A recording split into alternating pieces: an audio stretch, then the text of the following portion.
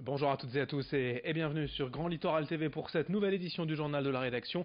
Ensemble, en ce jeudi 11 octobre, en images en 8 minutes, voici le journal. Voici d'abord surtout vos prévisions météo, avec un temps un peu plus nuageux tout de même annoncé en ce jeudi.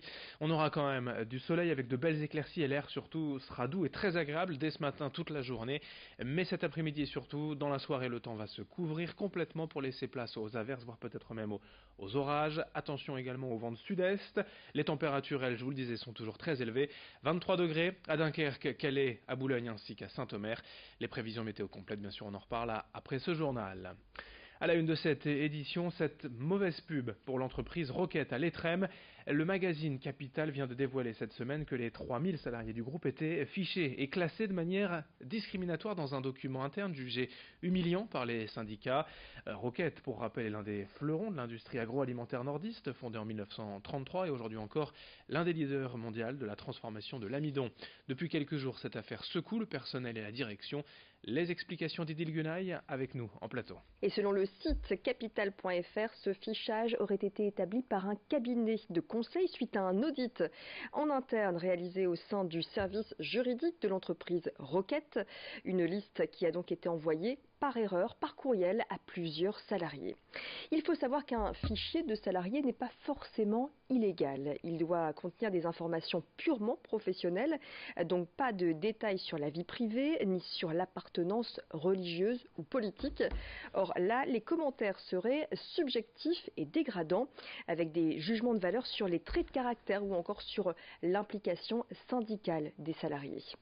Toujours sur le site Capital, la direction de Roquette assure qu'elle n'a jamais demandé un tel document. Elle précise qu'une enquête est en cours pour déterminer les circonstances exactes de la réalisation de ce fichier. Du côté des syndicats, la CFDT réclame des explications nettes et précises et demande la mise en place d'un soutien psychologique pour les salariés qui ont été directement impactés par ce fichage. Autre actualité, cette semaine en France et dans la région, jusqu'à samedi, le ministère de l'Intérieur organise les rencontres de la sécurité. L'objectif est de confronter les citoyens aux risques du quotidien et ce, dès le plus jeune âge. Pour cela, les policiers, gendarmes et pompiers sont mobilisés. Exemple ici sur ces images à Renescure, près de Saint-Omer. Les pompiers invitent chacun à venir profiter d'une formation aux gestes de premier secours. Cela dure 2 heures, c'est gratuit. Et cela peut évidemment être très utile.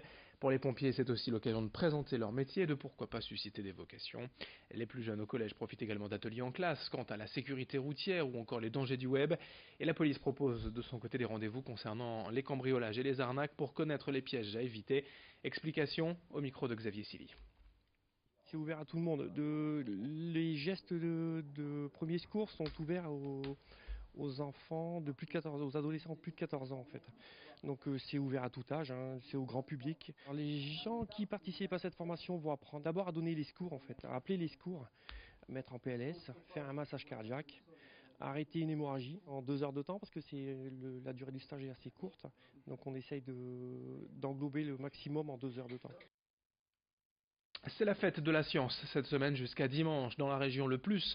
Le Palais de l'Univers et de la Science à Capelle-la-Grande propose évidemment plein d'animations pour découvrir de manière ludique et accessible les grandes découvertes scientifiques. Mais cette année, Le Plus a choisi un angle original en mettant en avant les erreurs positives. À travers l'histoire, certaines réussites scientifiques n'ont en effet été possibles qu'avec une méprise, une maladresse, une erreur. Plusieurs associations et partenaires locaux sont présents pour cette semaine avec des ateliers, stands, spectacles, démonstrations et des conférences prévues ce week-end concernant la planète Mars. Présentation de l'événement au micro de Louis Caillé. L'erreur, c'est ce qui pousse à la réflexion. C'est ce qui permet la découverte. Tout simplement, par exemple, une erreur qui nous vient à l'esprit assez rapidement, c'est que Christophe Colomb découvre l'Amérique par erreur. Il ne savait pas qu'il allait tomber sur le continent américain. Donc, voilà, c'est une des erreurs qui font la découverte, qui font la réflexion, qui aident aussi à une nouvelle représentation du monde.